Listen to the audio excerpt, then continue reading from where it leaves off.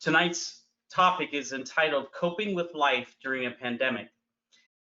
If you don't know anything about VNA, real quickly, VNA Hospice and Palliative Care have been around for over 65 years as a nonprofit home health and hospice service. Currently, we're providing services in the field of hospice, palliative care, and private duty caregiving in the home.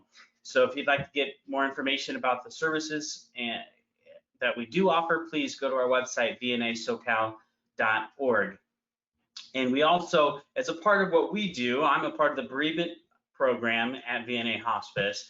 And so therefore, I wanted to let you all know, many of you are part of a support group right now, but if you happen not to be a support group, we are offering online support groups for free and open to the community at large. You don't have to have been on our hospice service, a loved one of yours, been on our hospice service in order to receive our grief support. We do have these groups online, meeting online, and so there's an online sign up form on vnasocal.org/online grief support. Definitely want to encourage you to join a group if you would like to, if you're dealing with a loss in your life. So what has COVID-19, this pandemic, done to us?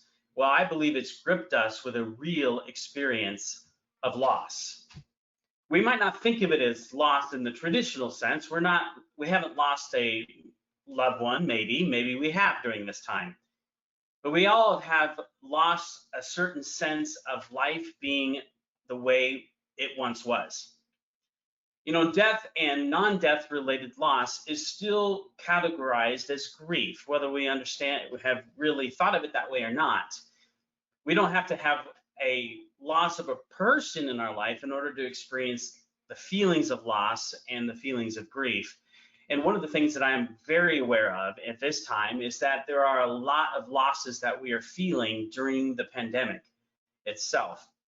We just have lost life as we've once known it.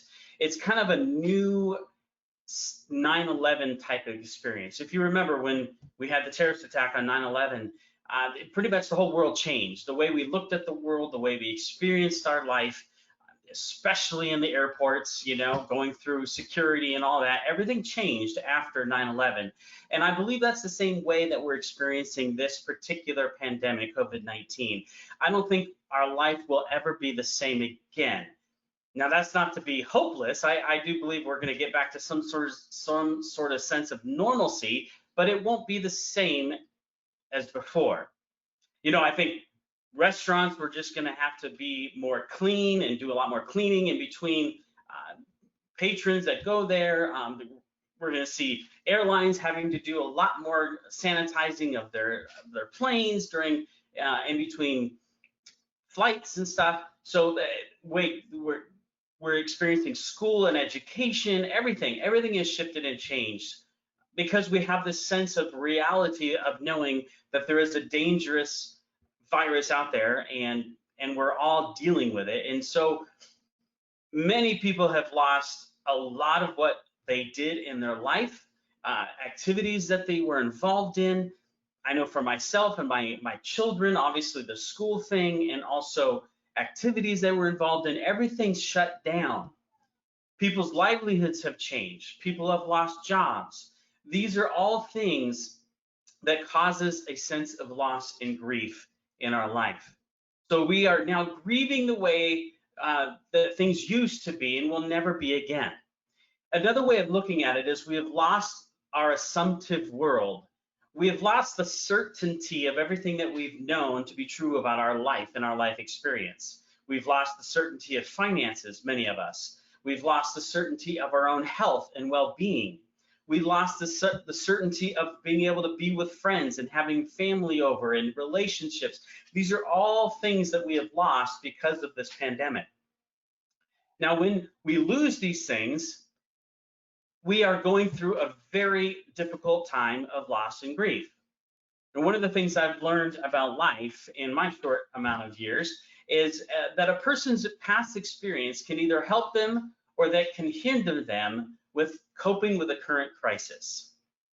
So every one of us has gone through some sort of difficulty in life, and some of us are able to learn from those difficulties, learn to cope and manage our emotions and our mental health and our spiritual well-being, through those difficult times, we grow, we learn, we change. There's something that takes place inside of us that helps us grow emotionally and be more mature in life. And then there's some of us that through a difficulty, to no fault of our own, we just are stuck and we can't seem to get through the next difficult thing that happens. Some of us experience, something bad happening and it just multiplies and it goes one after another and after another. It's just the snowball effect of all kinds of difficulties that come our way. And it's sometimes very difficult to cope from crisis to crisis to crisis. Some of that has to do with trauma. I mean, some of us have experienced traumatic events. I know for myself, I've experienced a few traumatic events in my life, and they are what it sounds like. They are very traumatic, and it's difficult to get through them and move forward in life in light of them. But there is hope. We can. We truly can. We have two coping responses when a loss or a tragedy happens in life. People either respond with resiliency or vulnerability. Some of us are more resilient when difficult things happen to us, and some of us become more vulnerable. Now I'm going to explain those right now. Vulnerable, what does that mean? It means to be capable of being physically or emotionally wounded or hurt, a state dominated by emotional and cognitive distress being expressed. So when we are vulnerable, we are capable of being hurt and wounded. And really, to be honest, we have a difficulty in the healing process or the moving forward process. This is how it kind of looks and it feels when we are more vulnerable. We tend to say to ourselves, I can't cope with this. I just can't take it. My world is in pieces. Everything has changed for the worse. I feel upset all the time. I can't think about anything except the loss of, or I can't think of anything except for this tragic event in my life. And when we're overwhelmed in these feelings, in this negative feeling and negative mindset, we are vulnerable and we have a more difficult time getting through a difficult situation. Now, on the flip side, if we are more resilient, what we're doing is we're able to recover readily from an illness, depression, adversity, or the like. We tend to be more buoyant. And if we're resilient, we are not as vulnerable, right? We're resilient, we are able to get through the adversity, to get through it, to have a more positive outlook, to say, you know what, the glass isn't half empty, it's half full. It's a matter of perspective. You and I both, we can't control the things that happen around us. And certainly in the COVID-19 crisis we're in, we certainly cannot control the regulations that are put in front of us that we need to obey. Now, it's really difficult sometimes for us to be resilient when we don't have that control, right? And that's when we can start to feel more vulnerable and more overwhelmed because we can't control it. We can't control some of the things that is put in front of us. But when we are resilient, we find a way. My children go to an amazing school, and one of the things that they're being taught in their character development at their school is this concept of never giving up. To be resilient, to never give up through a difficult circumstance and something that is a hard thing in life. Now, what does this look like? When we're more resilient, we know there are people around us that can help us. We just have a confidence in that. We understand it's okay to be sad. It's simply okay to be sad. We don't have to be down on ourselves for being sad about it.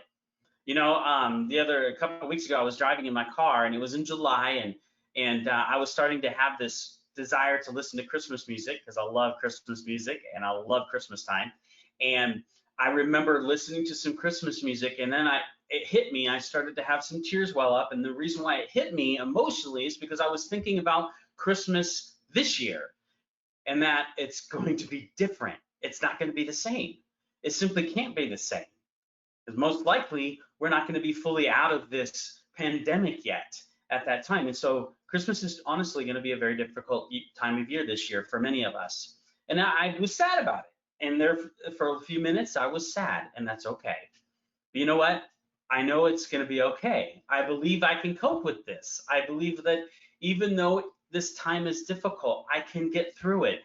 It's only a season of time. When we are more vulnerable in our outlook, we tend to think it's always going to be this way. It's going to be this way forever. It's never going to get any better.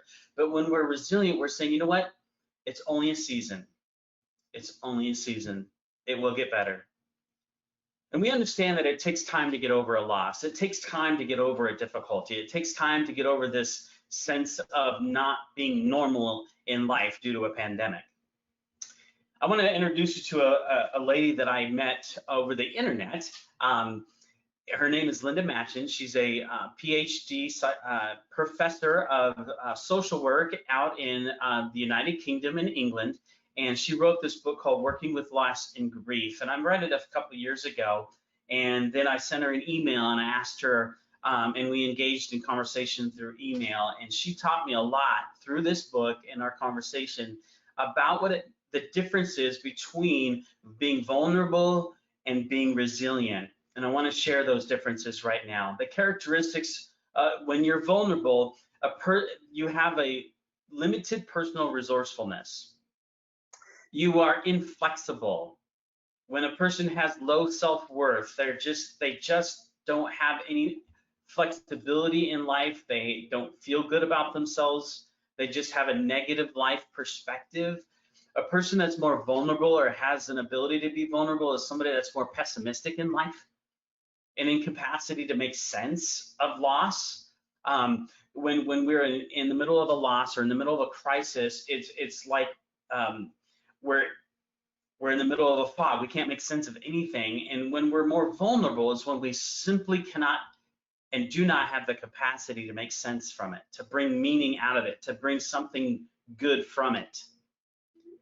A person who is more vulnerable, lastly, has limited social embeddedness. Basically what that means is they don't have very much relational and support around them, or they have not the capacity or the access to that support. Now, this is why it's really important for us, as much as we can, through the digital means and through telephone calls, to look after the more vulnerable in our society. And the most vulnerable are senior citizens, people over 65, 70, maybe shut-ins, people who literally cannot go anywhere on their own. These are the people that are more vulnerable in times like this. What are some characteristics of resiliency? And the reason why I'm going over this really is because if you find yourself more vulnerable, I want you to know that there's good news. You can become more resilient through difficult circumstances. And so and I'm encouraging us to take on more characteristics of resiliency, to be more flexible, to increase in our courage and perseverance, our sense of self-worth, to know that, you know what, we're good and we're good enough. And even though we might be labeled something, I just was reminded of this in one of our groups yesterday, that people who have had been diagnosed with COVID-19 are having this extreme reaction against them. If you can imagine this, if you've been diagnosed COVID-19, it's like people don't want to be around you. They're maybe afraid to be around you, or maybe you have less access to the support and the care that you really do need. And that's unfortunate. It's truly unfortunate, but you have you are good enough, even if you have gotten COVID-19 for no fault of your own. You're good enough. You have worth.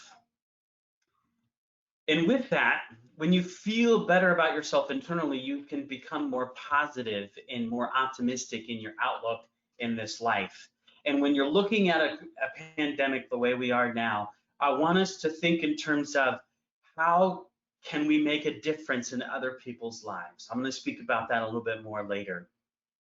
But we can have a capacity to make sense of this whole thing. What is it that we can learn from it?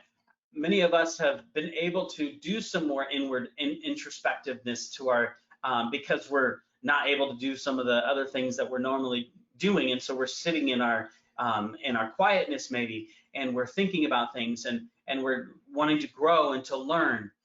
Have that kind of a learning attitude towards life. And you have more social embeddedness. One of the things that we always ask in our grief support groups is, do you feel like you have the support you need around you? Do you have friends? Do you have family that look out in on you from time to time and are there to support you?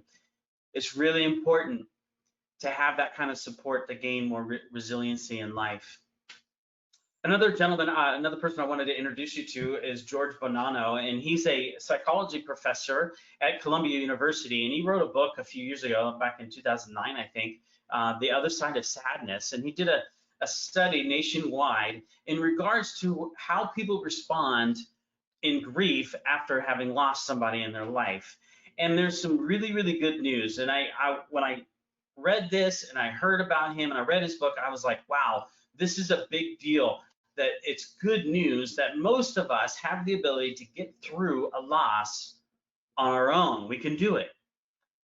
He found in his book, when he surveyed people after a loss, that 46 to 50% of people show little to no distress and are able to maintain relatively normal and healthy psychological and physical functioning after a loss. They do not need professional counseling to cope with their loss. This is a big deal to me, because as a grief support specialist, one of the things that I was kind of curious about is, how many times I call and I ask people, how are you doing in your grief? And then people are saying, I'm fine. Now, some of us are more pessimistic. When somebody says they're fine, you wonder about that. And there's legitimate reasons to wonder about that. But one of the things that I'm really learning is that people, when they say they're doing okay and they're able to express that in a real way, share with me how they're coping and doing well, I can believe them, because in this particular study, up to 50% can cope through a loss effectively without additional support.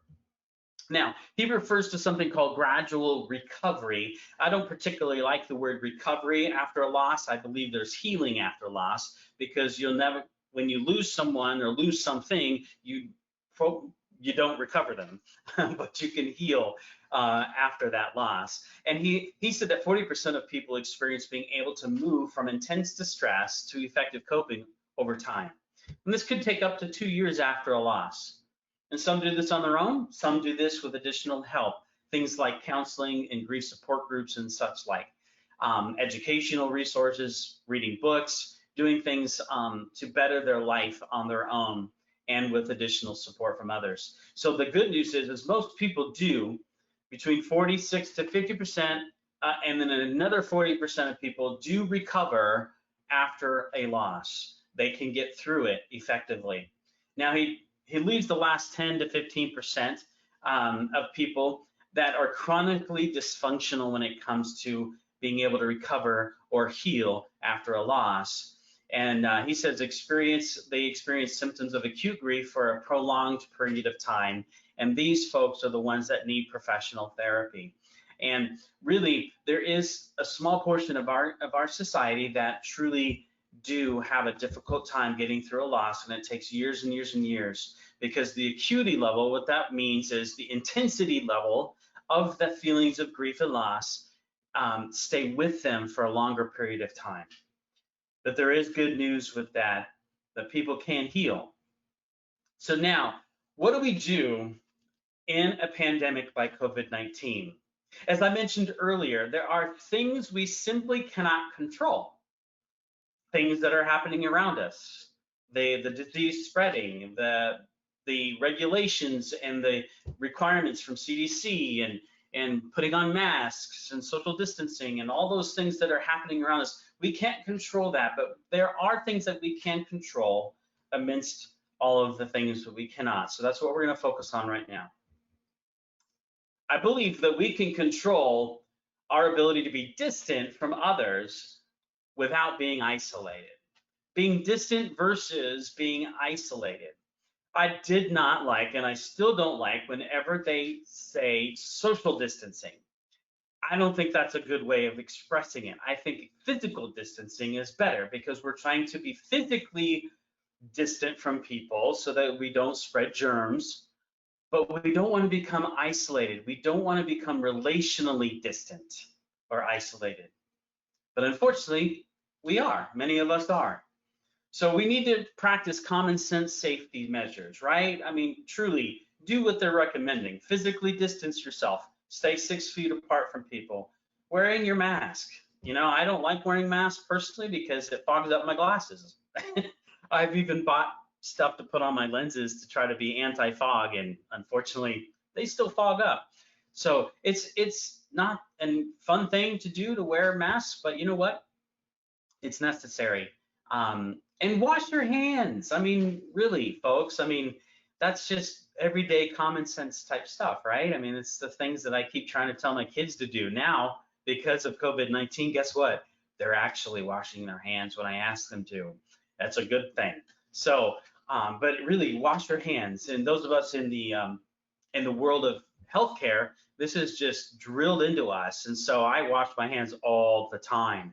And I'm telling you, after I started working in healthcare about 10 years ago, I truly have become less sick. I get less colds, you know, every year because I truly do wash my hands all the time, whether with soap or water or with a alcohol hand rub. Balancing, one of the things that we can control is balancing our personal rights and loving our neighbors, right? I mean, a lot of the protests, a lot of things that we've seen out there about people's personal rights, it's all well and good here in the United States. We have rights given to us, but we need to kind of set that aside, really. I mean, we need to look out for our fellow neighbor, our fellow men and women in our life, the people in our life that mean something to us, the people in our life that we don't even know, but we notice that we're getting kind of closer to them. Like today, I went to the gas station and I wasn't necessarily going to put on my mask, but before I got out of my car, I noticed the two people on the pumps close to me were both wearing masks. And so what I did is I decided, you know what, I'm going to put on my mask because that's just a polite thing to do because I see that they're wearing theirs to protect me from them, and so I should protect myself, protect them from me. So it's just common courtesy. I think in this time and this place, I think loving our neighbors is the way to go. You know, when you're with your friends and family, staying physically distant. Over the holiday, you know, over the summer, July 4th holiday is a big one in my family. We like to get together, and unfortunately, we decided to get together with my in-laws, and we stayed outside and we stayed physically distant, and we had our masks on. And for 4th of July festivities, we did not share an indoor space with them at all. It's been really, we haven't had much indoor time with them in the last 6 months at all because we are concerned for them. We don't want to get my in-laws who are over the age of 70 sick. Relational engagement plan, when and how you can connect. This is something we can't control, even though we're physically distancing from each other. We can devise a way that we can engage relationally with people. We can get online with them. We can make a phone call. Wow, go back to the old school, pick up the phone and actually call somebody. Maybe even go even more old school than that, take out a pen and paper and write a letter to somebody. Whatever it takes to stay connected with other people, there are ways that we can do that even though we're physically not present with them. Really do come up with a plan. Don't just say, you know, I'm going to reach out to so-and-so. You know, take the time to say, you know what, I'm going to write it down that this week I'm going to engage with these amount of people and these people in particular this week I want to connect with. Something else we can control, being mindful versus being impulsive. Being mindful versus being impulsive. You know, when this COVID-19 crisis hit, one of the biggest impulsive things that we saw take place is what people chose to stand in line for hours to buy. Do you guys remember this one? What did people buy? They bought toilet paper. Now, I thought it was ridiculous because I thought, my goodness, what is this? Does toilet paper, come on, really? Toilet paper? Of all the things we could be impulsive to buy a ton of, it was toilet paper. And then I realized what was happening is in China and in the area where this disease started, Chinese people were buying a lot of toilet paper because they were making their own masks with toilet paper. And so that's why you saw a run of toilet paper there. So For whatever reason, people thought toilet paper was the most valued commodity during this crisis. But I would say that it was probably not the most valued commodity. I will say that the supply chain has just been affected, right? I mean, you go to the store, you go to whatever it is, a grocery store or Target or Walmart, you see very little on the shelves, right? So we do have to be mindful and buy things that we need because we realize that there's less things on the shelf, but we don't have to be impulsive about it. So what does it look like to be mindful? One of the things I wanted to share with you is this wheel of emotional intelligence. I'm not sure if any of you have been ever exposed to the concept of emotional intelligence, but if you have or haven't, the part that I'm going to concentrate is on the right side of it, the self-awareness piece of emotional intelligence. Self-awareness and self-regulation that leads to empathy. So what does this look like? Self-awareness is being aware of your own emotions that you're experiencing internally, okay? That's very important to be aware of our internal emotions. So what does this look like? First, we have to acknowledge the emotions that we're feeling. If we're starting to feel overwhelmed, we're starting to feel anxious, we're starting to feel worried, we're starting to have fear, whatever it might be in this crisis, we need to acknowledge and say, well, stop. I'm having anxiety right now, and I've got to figure out what's going on. So we have to then, number two, differentiate and analyze the emotion. Just say, okay, what's going on? What am I feeling? Is it fear? Is it anxiety? Is it both? Is it anger? Is it frustration? Whatever it happens to be, stop and analyze it. And then thirdly, accept and appreciate it, okay? When you analyze it, it's not a judgment. It's not something that you're saying, oh, shame on me, I shouldn't be feeling this. It's actually saying, you know what, I'm gonna call it out, this is what it is. I'm gonna accept that this is what it is, and I'm gonna reflect on it, and I'm gonna figure out, okay, what's this about? Where is this starting from? What is the inner root of this right now? When you start to feel anxious, for an example, your heart starts to pound, right? You start to have a little bit of a heart rate go up, and then you start to breathe short breaths. And unfortunately, when you breathe short breaths, you're not filling your lungs fully. And when you don't fill your lungs fully, it doesn't oxygenate your brain and your muscles and your body, and then it becomes more anxious, and it's just this nasty cycle. And so we need to reflect on the origin. And when we're able to reflect on what's going on, why am I feeling this way, then we can handle it. We can say, okay, I'm gonna cool it. I'm gonna take a deep breath, and we're gonna just have a moment to be able to regulate my own emotions before interacting with another person, because it was most likely another person, another circumstance that caused that emotion to well up you in the first place. So we need to handle our own emotions, get a handle on it before we can understand and handle the emotions of others. Very important aspect. And I'm going to get to the next screen. Okay, so when we become impulsive, we do one of two things. We either have this response inside of ourselves, in our brain and in our body, that's either going to fight or flight. It's either going to fight against the emotion or what's happening, or we're going to run away from it. Or some of us react differently than that. When we have this social engagement that causes this emotion to come up in us, we sometimes fight against it, or we take off, or we just completely emotionally shut down. So depends on your personality type. I myself tend to be the fight flight. I know that in my other people that I know, including in my family, they tend to shut down when they're having an emotional impulsive reaction to something that's taken place. So I just want you to be aware of these ways that we tend to respond in our nervous system. This is something that happens internally inside of us, whether we realize it or not. So if we're fighting or we're flighting, it's a little bit more emotionally charged. We explode maybe, we might get angry, or we might just say, you know what, I'm out of here, and leave the situation, whatever it happens to be.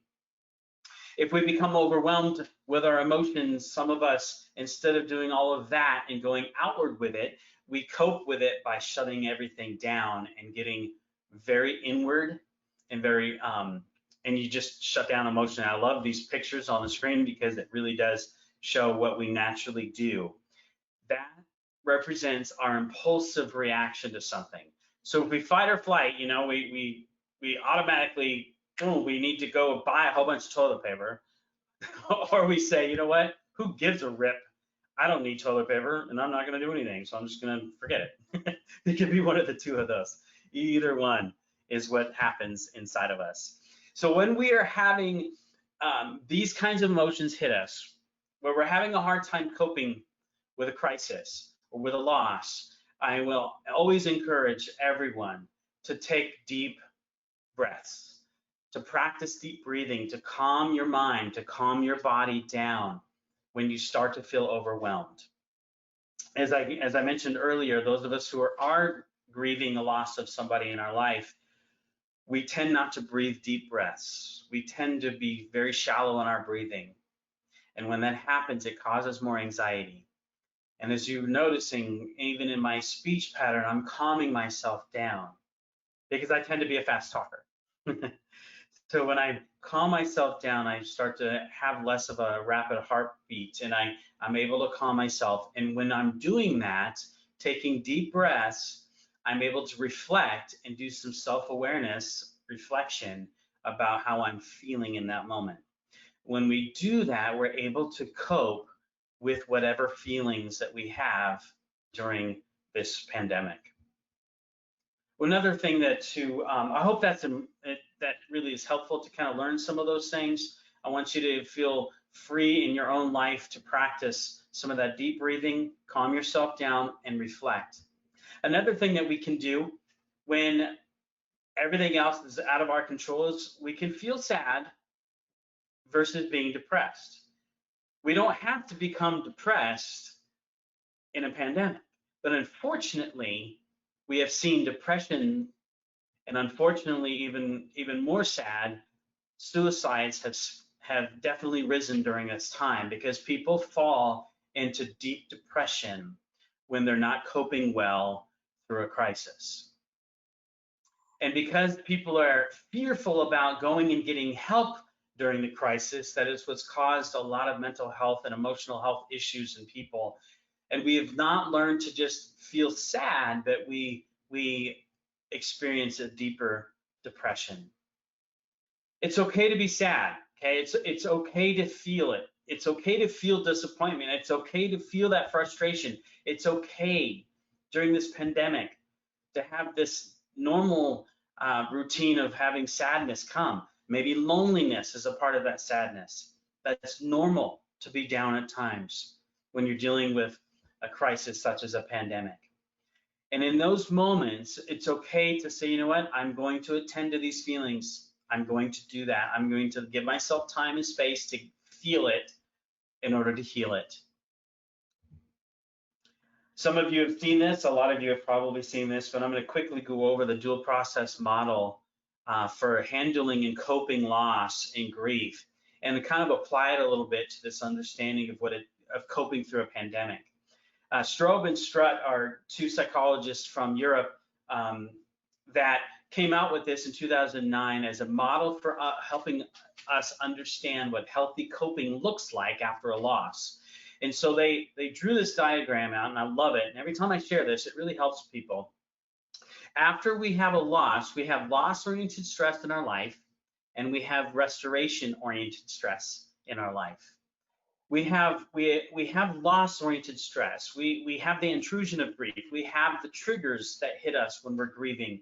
We are breaking our bonds or breaking our life that we used to know, right? And so, like in the pandemic, we're experiencing the loss of everything that we used to know that was normal in our life, our normal routine. And so we feel that loss every day because our routine has completely changed.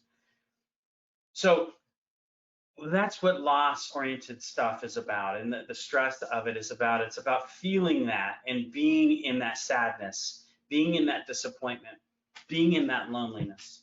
Then there's restoration-oriented stress. It's saying, you know what, there are times that I'm going to attend to new things. I'm going to pick up the pieces. I'm going to find something new to spend my time doing. I'm going to purposely find things to distract myself from my lost feelings, and that's okay.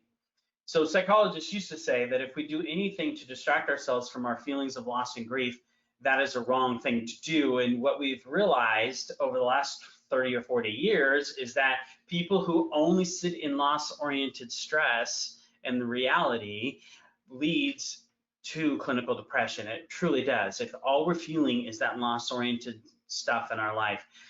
And so we need to find ways to healthily put those aside and move forward. So what are those things, right? So coping in a healthy way is being able to bounce back and forth. To say, you know what, some days I'm going to be sad. That's okay. Some days are going to come up and it's going to be a hard day, and that's okay. Sometimes I'm just going to do anything and everything to avoid feeling my pain of my loss or feeling the pain of the normal life that I've known.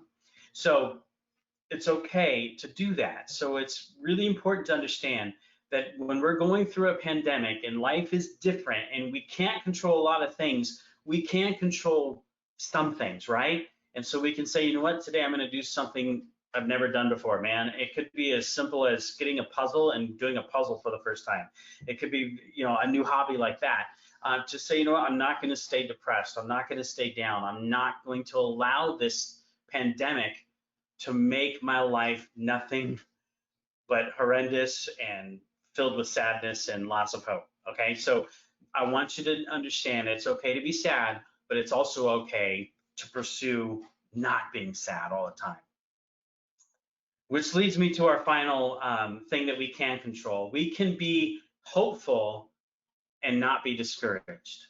I truly believe this. I believe that we can have hope for our future, right? So I have no idea how long this pandemic is going to last. I have no idea how long it's going to be before we get back to a sense of normalcy, before we can go to restaurants like we used to do, before we can go to a concert, before we can spend time at a senior center, before we can go to church on a regular basis.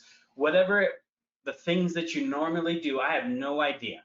We don't have any idea how long it's going to be. But I do know this, at some point, we will. At some point, we will. So we don't have to be discouraged. We can be hopeful. What is hope? It's to look forward to with desire and reasonable confidence, to believe, desire, or trust something. So I love this little thing that a statement that I like to live my life by. I think you should have something to look forward to. Have something in your life that you're looking forward to. It could be as simple as this. My family and I went on a week-long vacation a few weeks ago out of state, and we enjoyed that. We had purposely planned that during the pandemic to say, you know what, at some point in the future, we're going to have something fun to look forward to. And we did. We had a blast. It was wonderful. And then when we came home, we were like, you know what, we need to plan our next something to look forward to. And so in a couple weekends during Labor Day weekend, we're going to go out for the weekend on a little road trip for the weekend. That's important to have things that you're hoping for and looking forward to keep you from being depressed all the time.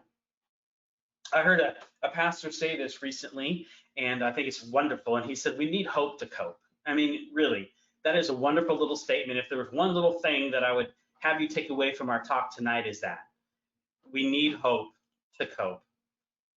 We need to reframe our thinking. We can reframe it. We can go from being a glass is half empty to a glass is half full. We truly do have the ability to reframe the way we respond to a difficult thing that comes our way, like the pandemic we're experiencing.